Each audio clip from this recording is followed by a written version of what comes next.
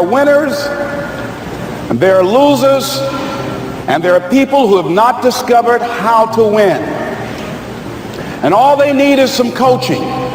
All they need is some help and assistance, just a little support.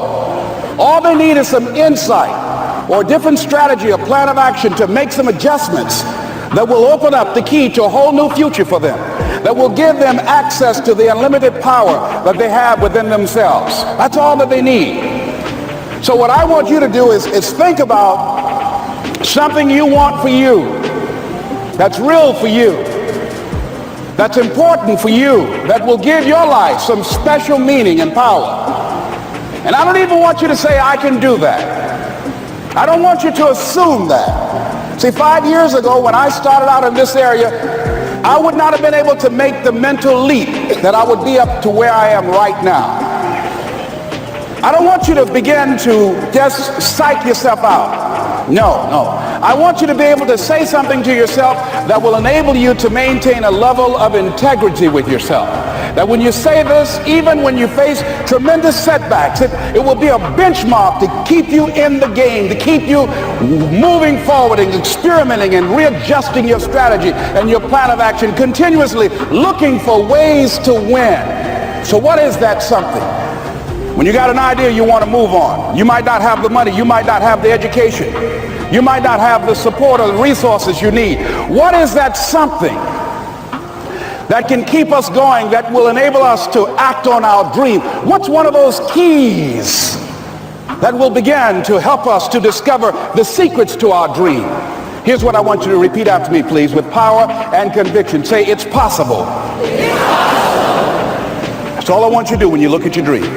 Just say to yourself every day, it's possible. Just say that every day to yourself, it's possible. Because what does that do? See, it begins to change your belief system. See, the way in which we operate, ladies and gentlemen, it's a manifestation of what we believe, what's possible for us. Whatever you've done up to this point, all that it really is a duplication, it's a reproduction of what you believe subconsciously that you deserve and what's possible for your life. Most people operate out of their personal history, out of their memory, things they have done, things they've experienced, things they've seen, things that they have observed. What I'm suggesting that you operate out of a larger vision of yourself. I want you to see yourself doing what you want to do, experiencing what you want to experience, having what you want to have, doing what it is that gives your life some meaning and value. Operate out of your imagination, not your memory. Because whenever you look at where you want to go, I'm wanting to warn you, you will have some conversation back here after you go through the data that you've experienced in life saying you can't do it. And so what you want to begin to do is ignore that inner conversation. Well, most people, ladies and gentlemen, when something happens to them, what they do is they begin to believe that that's the way it is. That's the way it's always been. And they can't see the possibility of it being any different. Example, before April 1954, the common belief, the universal belief, because it had been tried again and again and again and people had failed, the belief was that man was not physically capable of breaking the 4-minute barrier, that he could not run a mile in less than 4 minutes. That was the belief on the planet. It had never been done. But here's what happened, ladies and gentlemen. Roger Bannister came along and he broke the 4-minute barrier. Now here's what's significant about that. Since that time, up to this day, over 20,000 people have done it, including high school kids. What changed? 20,000 people, what changed? Here's what happened when they got on the track. They knew it had been done. And because they knew it had been done, there was a new belief about this barrier, about this goal that was unreachable. And those 20,000 people got in the race believing, knowing in their heart that someone had done it, that it's possible, that they could do it. And I'm saying that if you know anybody that had some goal, some dream, something they wanted to do, And they did it, the nice thing that you know in your heart that if someone has done it, then you can do it. It's possible. And that if someone can make their dream become a reality, that it's possible that you can make your dream become reality. And so as you begin to look at where you want to go, beginning to embrace that, it's possible. I'm blessed and highly favored. I've got a lot going for me. I got some good stuff in me. And it's possible that I can bring my greatness out here in the universe. That I can do what I want to do. It's possible I can write my own book. I can have my own business. I can take the trip and travel around the world. It's possible. I can bounce back from adversity and reinvent my life. It's possible. Regardless of where I am, the things can get better for me. It's possible. I'm thinking about two men right here in Chicago who are fairly successful, similar background, educated. They worked for a corporation for many years, and they were among many people that were laid off. Two guys who were very good friends. One went out looking for a job for several weeks along with the other one, and they faced disappointment and rejection again and again and again. They couldn't find any work, which is the story of many people across this country. One guy stopped. He became discouraged.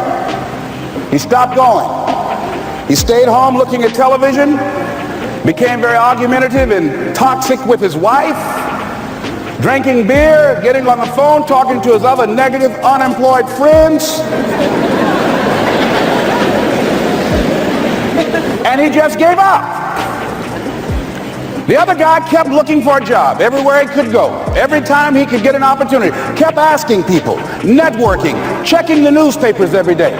Kept going everywhere he could, trying to find a job. You have too much education. You're overqualified. You won't be here long enough. He kept going. He kept going. He went to a place and said, look here, I tell you what, if you can't hire me, and I know you can use my talents, abilities, and skills, I don't want to sit home and do nothing. Just let me do some volunteer work. You don't have to give me anything, all right? I just want to work. I want to be busy. Guy said, okay, it's on you now, but don't expect me to give you anything. It's okay. This guy came in and worked. He was the first one there. The last one to leave was the best employee there. About 4 weeks later, one of the top managers quit.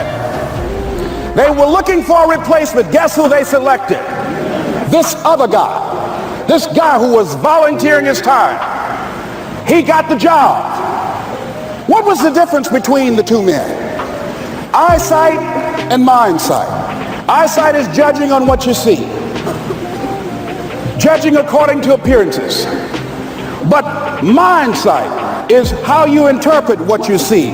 One guy said, it's not possible, it's over, I'm finished. I can't do it. I can't make it. He surrendered.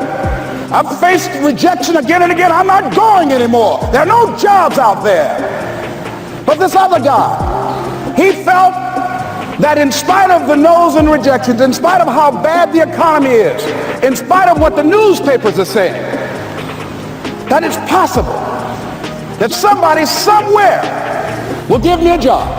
He just kept going, thinking it was possible. And guess what, ladies and gentlemen? That's what we have to do with our dreams. Because things happen to you in life that you can never, ever anticipate. And many times when those things happen, you want to give up. I remember when I was in broadcasting, when I was a disc jockey, I became very controversial, not only being a disc jockey, but I felt that radio was something that you not only entertain people with, but you also empower them, you educate them. And I got fired. I didn't just leave, they fired me. That was a shock. I said, wait a minute. They took my microphone. I thought that was who I was. No, ladies and gentlemen, it wasn't. I had to do something else. And I didn't know what else I could do. See, here's what I'm looking at. What are the uses for your life right now that you haven't even reached for yet? See, I believe that when you don't have enough encouragement to act on your dreams or ideas, or you're not enlightened enough, that life will act on you. See, life had moved on me and said, Les Brown, you have outgrown this. It's time for you to do something else. Well, I wasn't enlightened enough. organized some disc jockeys and got my job back.